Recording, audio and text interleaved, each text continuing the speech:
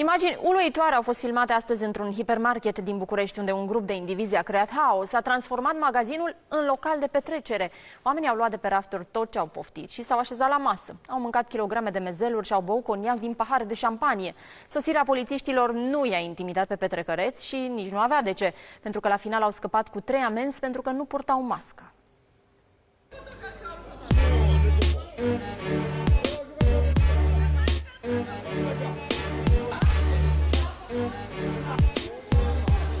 Cu salamul într-o mână, cu paharul de băutură în alta și cu masca sub bărbie. Așa au petrecut zeci de indivizi în mijlocul unui mare magazin din București. Toată paranghelia e transmisă live pe Facebook.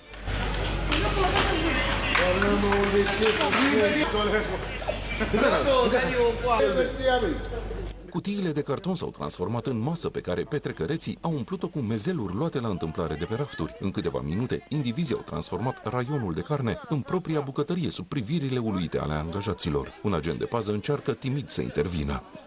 Bă, nu face nicio problemă, să se uită pe cameră ce-au luat. Pasnicul capitulează, iar oamenii și-au continuat liniștiți petrecerea. În paralel, și-au aliniat la casă cărucioarele pe care au cel puțin 20 de porci.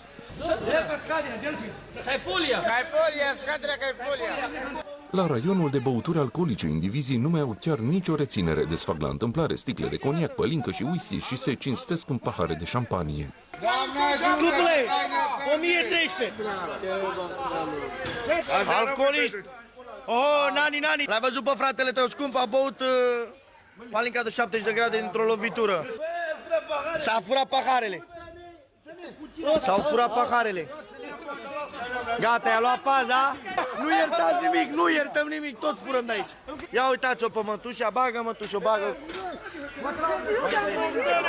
Da, viața mea, când o veni jandarmii fac live. La apariția polițiștilor, live-ul de pe Facebook se întrerupe, dar scandalagii scapă ieftin. Doar 3 dintre ei au fost amendați pentru că aveau măști, dar nu le purtau. Este regretabil faptul că persoane iresponsabile recurg la acest gen de comportament, în special în acest context atât de dificil, în care fiecare dintre noi ar trebui să se protejeze atât pe el însuși, cât și pe cei din jur. Angajatul firmei de pază a intervenit imediat ce a fost sesizat incidentul, solicitând în mod repetat acestor persoane să respecte regulile de protecție anticovid.